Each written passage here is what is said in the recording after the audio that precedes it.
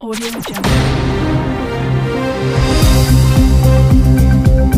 दुनिया की बेहतरीन खबरों को पारदर्शिता से देखने के लिए हमारे चैनल को सब्सक्राइब करें। धन्यवाद।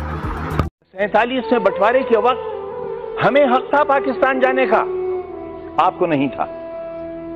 हमें हक था, लेकिन हमारे अजदाद ने यह तय किया कि यह वतन हमारा है, हमारे अजदाद की कब्रें हैं यहां।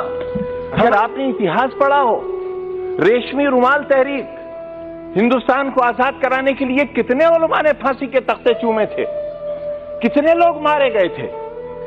देश में न जाने कितनी मिट्टी की पहाड़ियां वो हैं जिनमें हमारी लाशें आज भी सड़ गई होंगी, लेकिन उनमें दफन नहीं।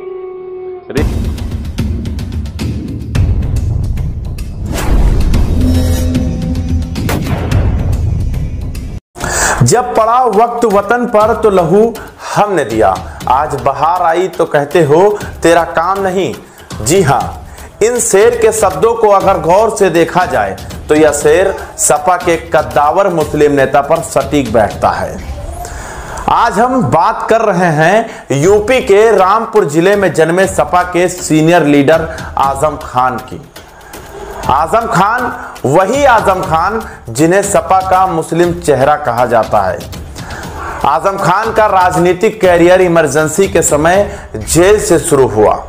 इमरजेंसी के बाद सन 1980 में पहली बार आजम खान जनता दल सेकुलर से विधानसभा चुनाव जीते और नवाबों और कांग्रेस के गढ़ में आजम की यह पहली जीत थी।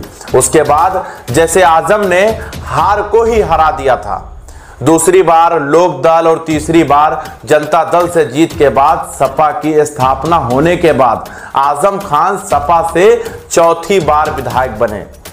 देखते देखते आजम खान 10 बार जीतकर इतिहास रच चुके थे। फिर शुरू हुआ उत्तर प्रदेश से दिल्ली का सफर।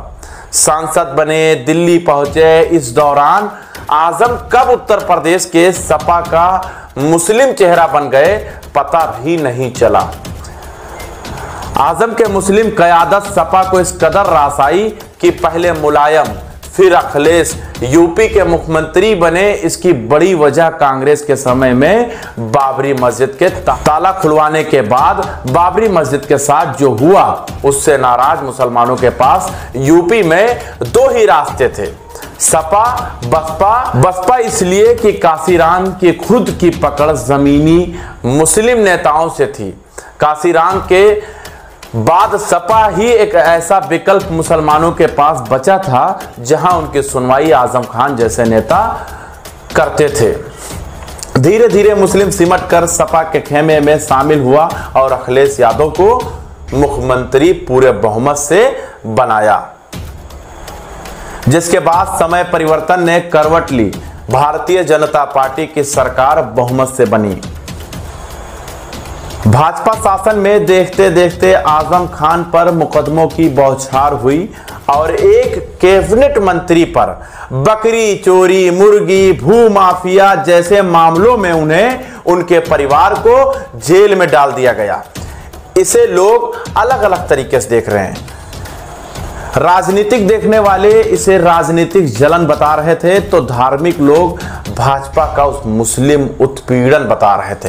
भाजपा शासन में लिंचिंग, लव जिहाद, बुलडोजर, इनकाउंटर, हिजाब जैसे हर मुद्दे पर मुसलमानों को पहले स्थान पर रखा गया और तमाम राजनीतिक दलों की जुबान बंद रही। ऐसे में आजम खान जो सपा के संस्थापक नेताओं की सूची में आते हैं, उन्हें 27 महीने छुटपुट मुकदमों में जेल में रहना पड़ा। आजम के मामले में अखिलेश और मुलायम की चुप्पी चलते आजम से मिलने कांग्रेस के वरिष्ठ नेता आचार्य प्रमोद कृष्णन, फिर जयंत चौधरी और अखिलेश से नाराज चाचा शिवपाल पहुंचे। आजम का मुस्लिम कद देखते हुए सभी आजम को अपने साथ जोड़ने में जुटे रहे। बड़े दलों के साथ साथ छोटे दल भी आजम के मामले में लगातार बयानबाजी कर उन्हें अपने साथ लाने की होड़ में दिखाई दिए। इसी बीच आल इंडिया मजलिसे इत्तेहादुल मुस्लिमीन के प्रमुख असदुद्दीन अवैसी भी कहां चूकने वाले, अपना बड़ा भाई मान आजम को पार्टी में बड़ी जिम्मेदारी सौंपने की बात की। वहीं आजम की चुप्पी के कई बड़े संकेत दिखाई दे रहे हैं। अब आजम खान जेल से बाहर हैं, मगर जेल से बाहर आने के बाद भी आजम का दर्द कई बार कैमरे के सामने छलका। मगर सपा के मामले में आजम अब भी चुप्पी साधे हैं। जेल से बाहर आने के बाद लखनऊ आकर अखिलेश से न मिलना भी भारी नाराजगी को दिखाता है। अचानक तबीयत बिगड़ जाने से आजम दिल्ली के गंगाराम हॉस्पिटल में भर्ती हुए। अस्पताल में भर्ती के दौरान अखिलेश खुद पहुंचे। केला, सेब, अनार लेकर पहुंचे। 2.5 घंटे की मुलाकात के बाद क्या नतीजा निकला कि आजम ने अपनी सीट पर दूसरे को सपा से चुनाव लड़ाया। यह सब 2024 में 28% मुस्लिमों के निगाहों में एक फिल्म की तरह चल रहा है।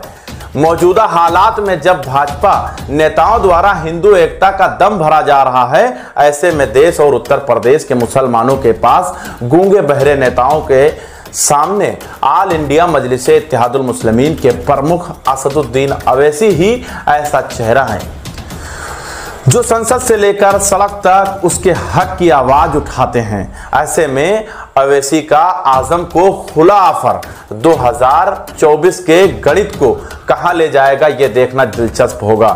अगर मुस्लिम अपनी क़यादत चाहता है और आजम खान अवैसी के साथ जाते हैं तो उत्तर प्रदेश जैसे बड़े प्रदेश में सपा का वर्चस्व समाप्त होने की कगार पर पहुंच जाएगा। उसका वजूद बसपा जैसे होने की संभावनाएं हैं। अब देखना यह है कि 2024 में आजम खान किस करवट बैठते हैं। अगर आजम सपा से हटे तो सपा बसपा से बुरे स्थान पर पहुंच जाएगी, जो कि जातिगत गणित का आंकड़ा है। आजम खान के 27 महीना जेल में रहने से मुस्लिम नेताओं और आवाम में आजम की क़यादत कई गुना बढ़ चुकी है, जिसे हर पार्टी जान रही है और इसे भुनाना चाहती हैं। 2024 में आजम खान उत्तर प्रदेश की राजनीति को क्या नया देंगे, ये देखना अभी बाकी है। ऐसे बिंदास रिपोर्ट को देखने के लिए बने रहें 24 तक न्यूज में। और हाँ, दलाल मीडिया को जरूर देखें, जिससे आपको नई सीख मिलती रहे।